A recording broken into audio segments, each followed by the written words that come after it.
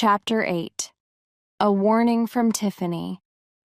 The waiter at the 21 Club brought the martinis with pieces of lemon peel as Bond had ordered. Tiffany put a cigarette in her mouth and Bond lit it for her. For a moment their eyes met, and Bond could read a message. "I like you," her eyes seemed to say. "But be kind. I don't want to be hurt anymore." Another waiter came to their table with caviar and champagne.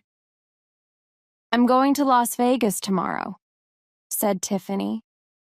"I'm taking the train to Chicago, then to Los Angeles. What about you?" "I'm going up to Saratoga," said Bond, "to bet on a horse and make some money." "I suppose it's a fixed race," said Tiffany. There was no smile in her eyes now. "You seem to be popular with Shady. He wants you to work with the mob." Bond hated lying to this girl, but it was necessary. "Good," he said. "But who is the mob?" He lit a cigarette and felt her watching him closely. After a moment, she said, "It's called the Spangled Mob. Two brothers called Spang. I work for one of them in Las Vegas.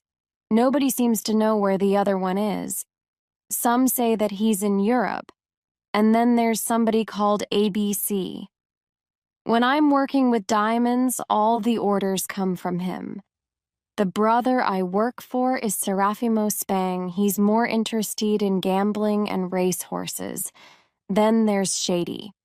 He looks after the drug business and other things. There are other men, gangsters. They're tough. You'll meet them."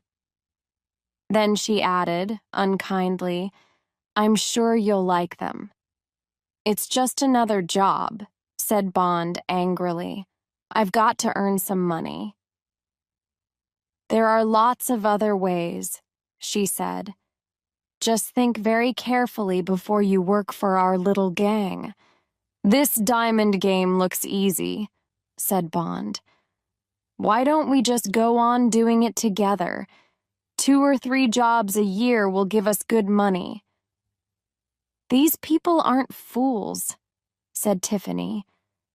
She was angry with him. "I've never had the same carrier twice, and I'm not the only guard. Also, I think that they had someone watching us on the plane. They check and double-check everything they do. I've never even seen ABC. I just phone a number in London to get my orders. You have no idea, do you?" Sometime later, they went out into the hot night and got a taxi. "I'm staying at the Astor, too," said Tiffany. Bond said nothing. He looked out of the taxi window. He wanted to say to her, "Come with me, I like you, don't be frightened," but Bond couldn't. He had a job to do. At the Astor Hotel, they took the lift to the 5th floor. Bond followed her to the door of her room. She turned angrily and started to say, "Listen, you Bond person," but she stopped and looked into his eyes. He saw that she was crying. Suddenly, she put her arms round him and her face next to his. "Look after yourself, James," she said. "I don't want to lose you." She kissed him long and hard on the lips. Then she turned quickly and went into her room and shut the door behind her. Chapter 9. A Fast Horse. On Saturday, Bond stayed in his hotel room for most of the day and wrote a report to send to London. The diamond pipeline began somewhere near Jack Spang, also known as Rufus B. Saye. It ended with Serafimo Spang. The stones came to Shady Tree. Then they went into the House of Diamonds for cutting and selling. Someone known as ABC seemed to be the big boss. He was probably in London. Bond would try to get further up the pipeline, using Tiffany Case. He wrote the report in code. At 9 o'clock on Sunday morning, a black Studebaker car stopped outside the Plaza Hotel. Bond was waiting there with his suitcase. He threw it onto the back seat and climbed in next to Leiter. "It's about 200 miles, said Leiter as they drove out of the city. There was a straight, empty road in front of them. Leiter pushed his right foot down to the floor. Suddenly, Bond was thrown back into his seat. He looked at the speedometer. 80, 90, 95 miles an hour. "Not bad for a Studebaker," said Bond. Leiter looked at Bond and smiled. "This isn't a normal Studebaker." At 12:30, they found a place to stop for lunch. Leiter told Bond about Saratoga. "It's a spa town," he said. "For 11 months of the year, it's very quiet. People sometimes come to go in the waters or to have mud baths, but that's all. Then, for 1 month, August, it goes crazy. It's probably the best race meeting in America, and the place is full of rich people. A lot of the racehorse owners are gangsters like the Spangs. Sometimes they fix a race. The Spangs hope to get $50,000 from the Shy Smile race." They finished their lunch and drove on. Bond slept for a short time. When he opened his eyes, they were entering Saratoga. There seemed to be horses everywhere, crossing the streets, walking along the sides of the roads, coming out of lorries. Horse trainers and jockeys talked on street corners. Leiter left Bond at the Sagamore Motel just outside town.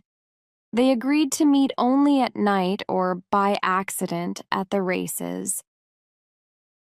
"We'll visit the racetrack early tomorrow if Shy Smile is there," Leiter told Bond. "I'll know about this and a lot more after an evening at the Tether. It's an all-night restaurant and bar. Most of the criminals of the racing world go there." At the motel, Bond paid $30 for 3 days and got a key to room. He had a shower, dressed, then walked down the road. There was a restaurant on the corner, and he ate a chicken dinner. Afterwards, he bought a Saratogian newspaper. He saw that T. Bell would be riding Shy Smile in the Perpetuities race. Soon after 10 o'clock, Felix Leiter knocked softly on the door of Bond's room and came in. Bond was lying on the bed. Leiter sat down in an armchair and took out a cigarette.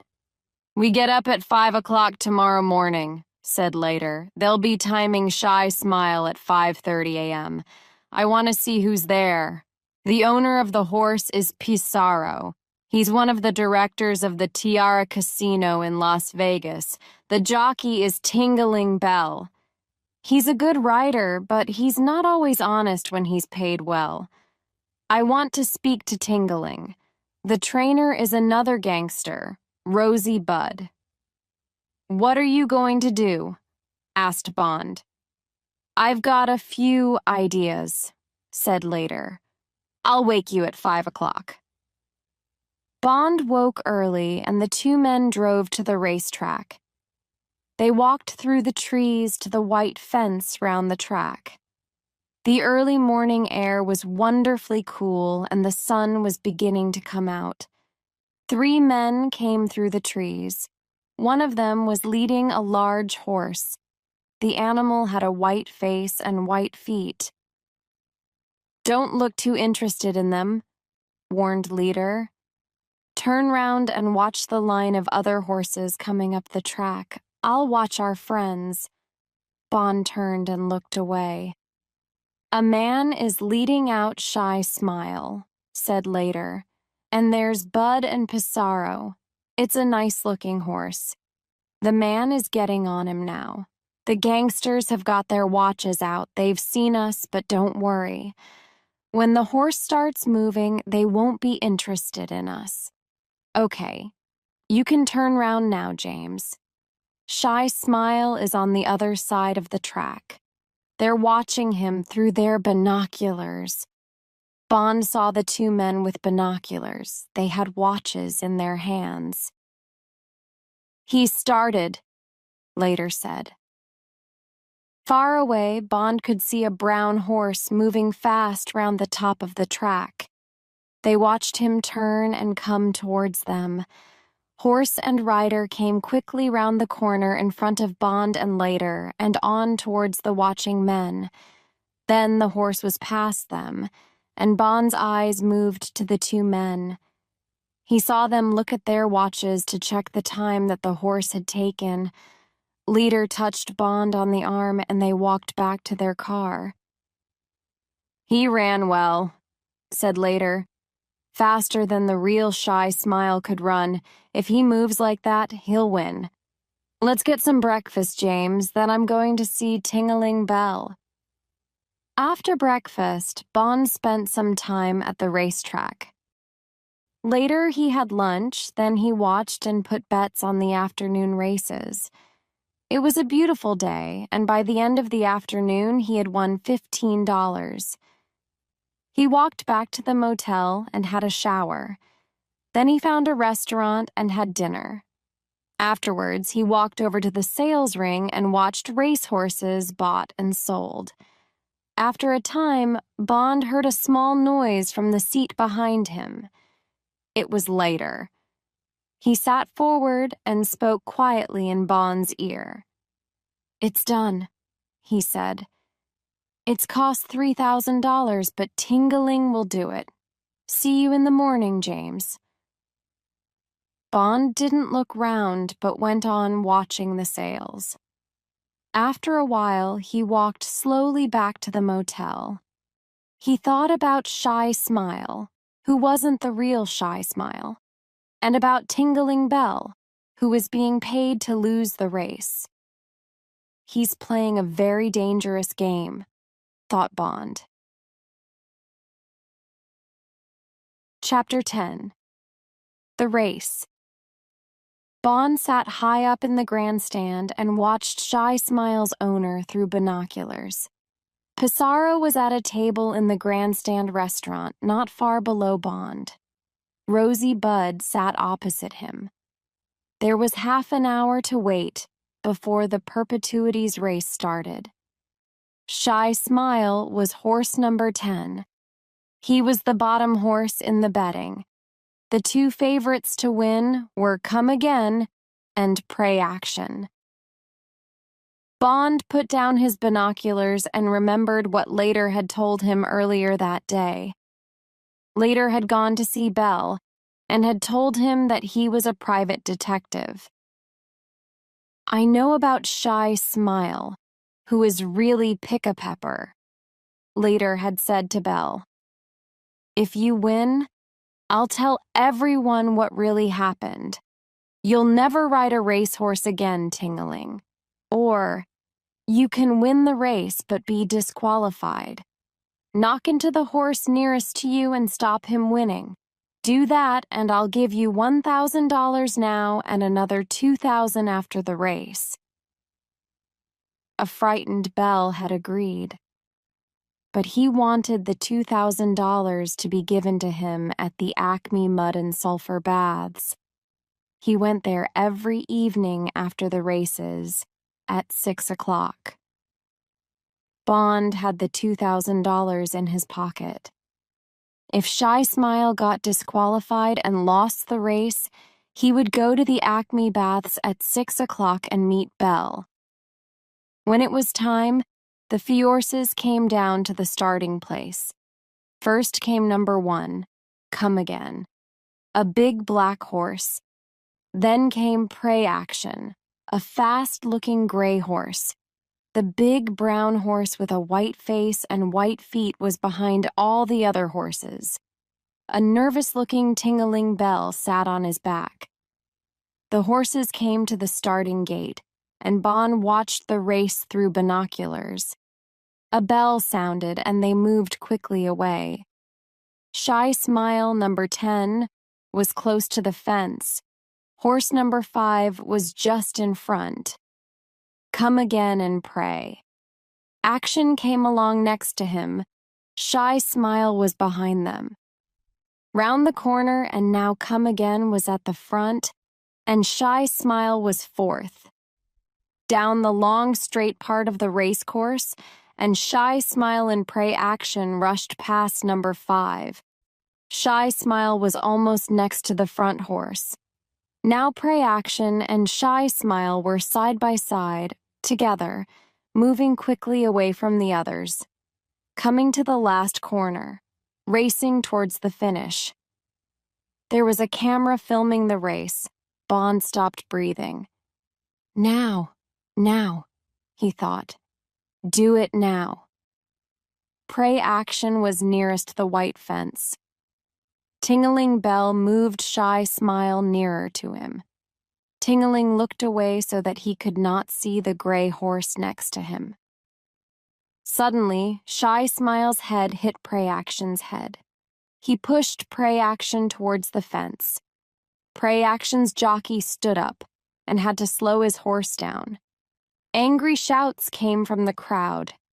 Now Shy Smile was in front, going faster, faster. Moments later, Ting-a-ling Bell took him past the finishing post. He had won, or had he? Very clever riding, Ting-a-ling, thought Bond. Some minutes after the end of the race, a voice came over the loudspeaker. Attention please, number 10, Shy Smile has been disqualified. Number 3, Pray Action is the winner. Bond smiled and walked towards the bar. Chapter 11. Mud Baths. The small red bus had the words Acme Mud and Sulfur Baths on its side. It went down a short hill towards a group of dirty gray buildings. A tall, yellow chimney stood up from the center. Black smoke came from the chimney. The bus stopped by the baths. There was a seat near the entrance, under some dead-looking trees. Bond sat there for a few minutes, trying to prepare himself. He was not happy. He did not like the look of the place, and he did not like what was going to happen to him inside. But after a few more moments, he went inside. The bad smell of sulfur was strong. A woman sat behind a desk, reading a paperback book. She looked up. Yes? I'd like a bath, said Bond.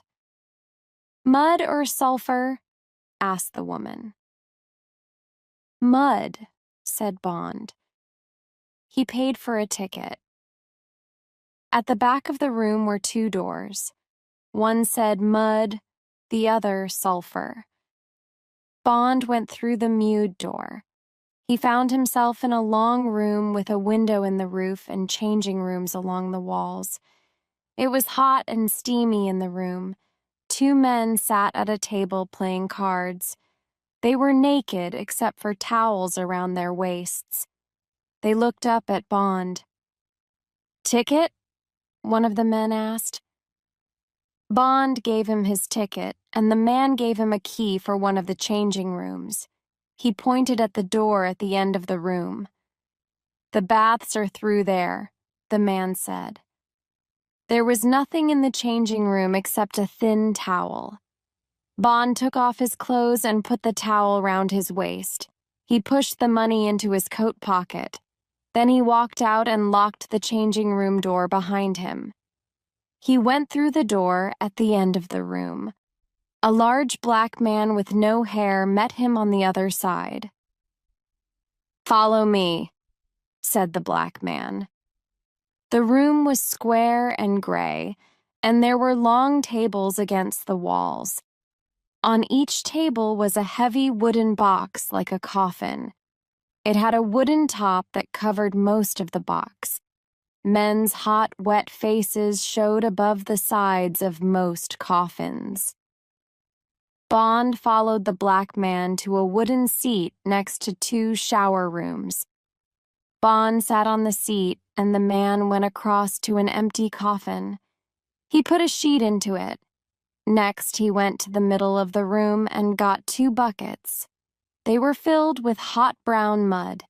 He poured mud into the empty coffin until the bottom was full. He left it to cool and went to a bath full of ice. From this, he took several wet towels, then walked around the room. At each coffin, he stopped to put a cold towel around the head of the red-faced man inside. When he had finished, he walked across to the empty coffin. "Okay," he said to Bond. The man took Bond's towel and key. Bond climbed into the coffin and lay down in the hot mud. The man put a cold towel under Bond's head, then took one of the buckets of hot mud. He put the mud all over Bond's body. When he had finished, only Bond's face and a very small part of his body round his heart was white. The man then pulled the sheet round Bond until Bond could only move his fingers and his head. He felt like a trapped animal. 20 minutes, the man said to Bond. He closed the lid. It was 6 o'clock. Bond was uncomfortable and hot. At 3 minutes past 6, the door opened and Tingling Bell came into the room. The black man came across and put a towel around Bond's head. It felt wonderfully cold. The jockey climbed into a coffin in front of Bond. The black man covered him in mud and put the sheet round him. Then he shut the lid over Tingling's body. Bond closed his eyes. How was he going to give Tingling the money? In the changing room after the bath? On the way out? In the bus? "Okay, nobody move." It was a hard, frightening voice and came from the doorway.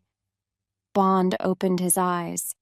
The door to the room was open and a man stood by it. Another man walked quickly into the middle of the room. They both carried guns and had black hoods over their heads. There were holes cut in the hoods for their eyes and mouths. "Where's the jockey?" the man in the middle of the room asked. He moved across the room and hit the black man with his gun. The black man, afraid, pointed. The man with the gun walked towards Tingling. When he went past Bond, he stopped and looked for a few seconds. Then he moved over to the jockey. "Hello, Tingling," he said coldly. "What's wrong?" The jockey's voice was high and frightened. "Wrong," said the man with the gun. "Maybe you've never heard of a horse called Shy Smile. Maybe you weren't there when he was disqualified this afternoon." The jockey started to cry softly. It wasn't my fault, boss. It was an accident. My friends think that it wasn't an accident." The man put the gun to the jockey's head. "Where did it come from?" "I've saved it," cried Tingling. "It's all the money I've got." The man took the gun away. "You've been riding too much, Tingling. You need a rest.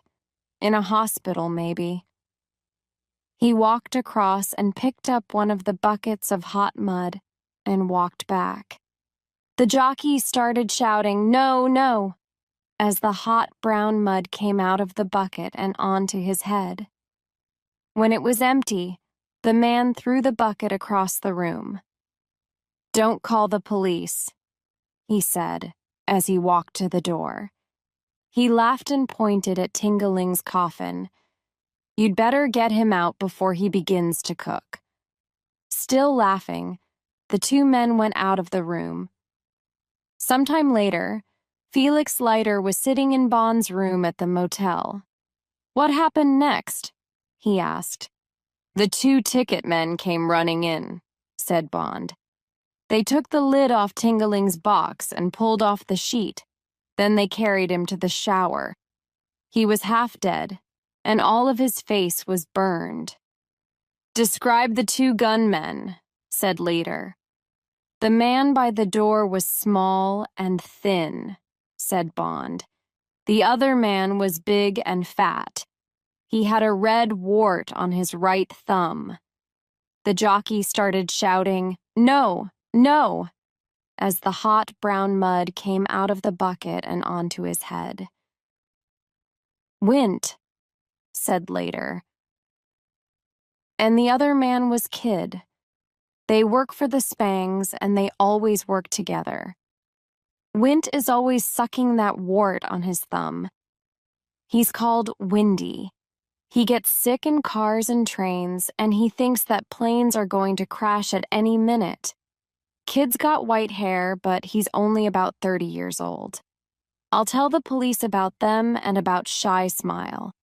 I won't tell them about you, James. I'll be back in an hour." Bond got dressed, then went to find a telephone. He spoke to Shady Tree. "Shy Smile didn't win," he said. "I know," said Shady Tree. "Tell me where you are staying, and I'll send you another $1,000. You'll get the money in the morning. Now listen carefully. Come to New York and get a plane to Los Angeles. Then get another plane to Las Vegas. There is a room booked for you at the Tiara Casino. At 10 o'clock on Thursday evening, go to the center table of the 3 blackjack tables near the bar. Sit down and bet the $1,000. Do this 5 times. Then get up and leave the table. Don't bet any more, but wait for more orders. Okay?" "Okay," said Bond. Later, Felix Leiter returned, and he and Bond went out to dinner. "My boss wants me to go to Las Vegas," said Leiter when they were eating. "He wants to know where the real Shy Smile's body is buried." "Then we're both going to Las Vegas," said Bond. He told him about Shady Tree's orders. "I'll be there by the end of the week," said Leiter. "Maybe we could meet sometimes. Listen, Pinkertons have got a man there. His name's Ernie Correo. I'll tell him that you're coming and he'll look after you, but be careful, James." Bond smiled. "I'll be careful. But I've got to get further down the pipeline. Also, I've got to get close to Serafimo Spang. I really don't like the Spangs. I don't like what they did to that black man in Tingling." "Are you still an agent with a 00 number?" asked Leader. "The number that means you're allowed to kill." "Yes," said Bond quietly. "I am." "Good," said Leader. Chapter 12. Las Vegas. Bond came out of the airport building at Las Vegas. A voice said, "Are you going to the Tiara?" Bond turned and saw a short, heavy man with large brown eyes. "Yes," said Bond. "Okay, let's go." Bond followed him to his car.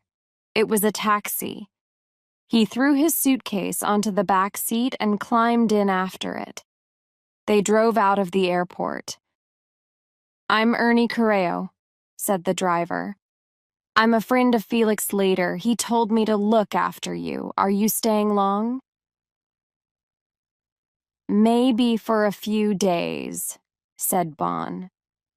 After driving for some time, the wide road went on through lines of colored lights and signs until they were in downtown Las Vegas. The sun was uncomfortably hot. "We're coming into the famous strip now," said Correo after a minute or two. "Here are all the big hotels and casinos. That's the Flamingo, and that's the Sands. And here's the Desert Inn and the Sahara. Over there is the Thunderbird, and across the road is the Tiara." He slowed down and stopped outside the Spang Hotel. "I guess you know all about Mr. Spang," said Correo. "I know a little," said Bond. "You can tell me the rest another time." "Okay," said Correo. "I am sure you'll be safe on your first night." Bond had lunch next to the Tiara's big swimming pool, then went to his room. It was very comfortable, with expensive furniture, a radio, and a television. He slept for 4 hours. During this time, a secret wire recorder under the table next to the bed recorded complete silence. When Bond woke up, it was 7 o'clock. The wire recorder heard him phone the hotel desk. "I want to speak to Miss Tiffany Case." A pause, then. "All right, please tell her that Mr. James Bond called." The recorder heard him move about the room. It heard the noise of the shower. And at 7:30 p.m., it heard the noise of the key in the lock when he went out and shut the door. Half an hour later, the recorder heard a knock on the door. A man wearing a waiter's uniform came into the room with a bowl of fruit. There was a note with it, from the hotel manager. The man walked quickly to the table by the bed and removed the wire from the recorder. He put a new wire in the machine. Then he put the fruit on the table and went out and closed the door. For several hours after that, the wire recorder heard nothing. Bond sat in the Tiara bar and slowly drank a martini. "Has Mr. Spang been in tonight?" he asked the barman. "I haven't seen him," said the barman. "He usually comes in about 11 o'clock. Bond walked across to the blackjack tables. He stopped at the center table, the table where he was going to sit at 10 o'clock. It was now 8:30.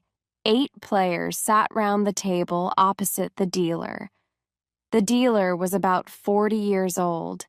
He dealt 2 cards into the 8 numbered spaces on the table in front of the bets. The bets were mostly 5 or 10 silver dollars, or counters worth $20. Nobody spoke.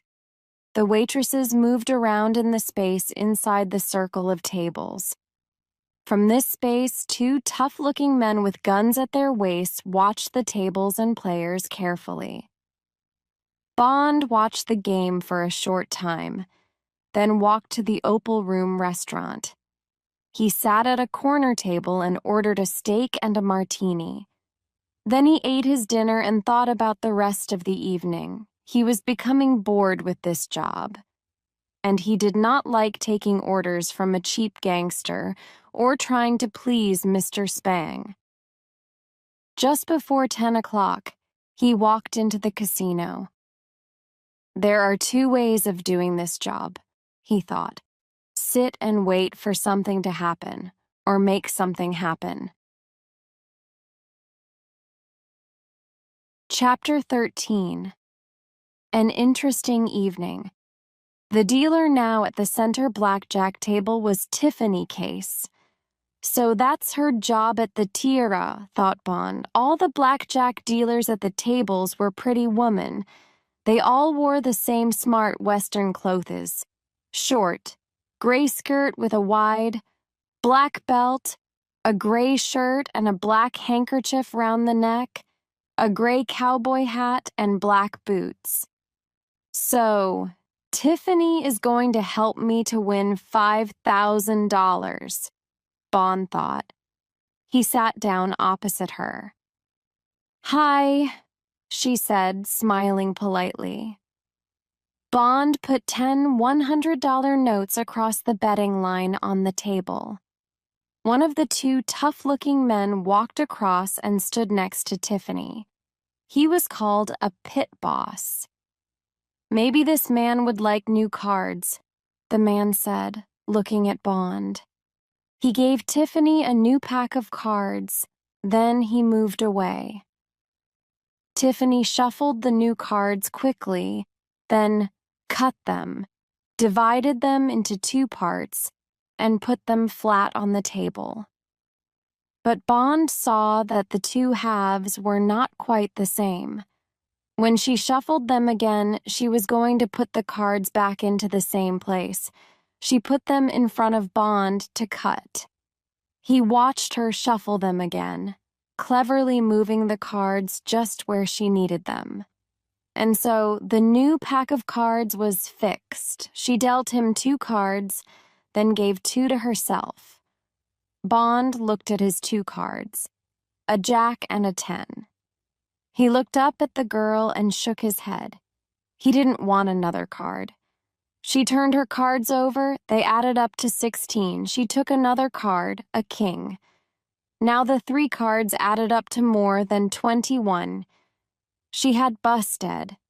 She had silver dollars and counters for $20 next to her. But the pit boss moved quickly to her side with a thin $1,000 plaque. She pushed it across to Bond. Bond bet again. She dealt him 2 more cards, 17. Again, he shook his head. She had 12 and took 2 more cards, a 3 and a 9. Busted again. And the pit boss was there with another $1,000 plaque. With his next bet, Bond got cards that added up to 19. She turned over a 10 and a 7 and had to stand. Another $1,000 plaque came to Bond. More people were coming into the gambling room now. Soon they were going to be round the tables. This was his last bet. After this, he was supposed to get up from the table and leave her. She dealt him 2 cards and he picked them up, 20, and she picked up 2 10s. Bond smiled. Both took another card and busted. She quickly dealt him 2 more cards just as 3 more players came to the table. He had 19 and she had 16. And that was the end. Bond took his last $1,000 plaque. He got up from the table and looked across at the girl. "Thank you," he said. "You deal beautifully." Tiffany Case looked hard at Bond. "You're welcome," she said. Bond turned and walked away to the bar. So now he had his $5,000. He remembered what Shady Tree had told him. Don't bet anymore. Bond smiled, then finished his drink and walked across the room to the nearest roulette table. $5,000 on red, he told the croupier. The croupier looked closely at him, then put the $5,000 plaques onto the red. Bond saw him push a button under the table with his knee. A moment later, the pit boss walked across to the table.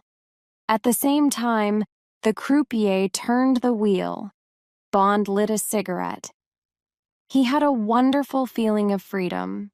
Nobody was going to tell him what to do anymore, and he knew that he was going to win. The wheel turned more slowly, and the little ball fell into its red place. 36, red, said the croupier. He pulled in some losing counters and pushed some money across to the winning players. Then he took a large, thin $5,000 plaque and put it next to Bond. "Put it on black," said Bond. Now several more people came to watch. Bond felt their eyes on him, but he looked across the table to the pit boss. The man looked a little nervous.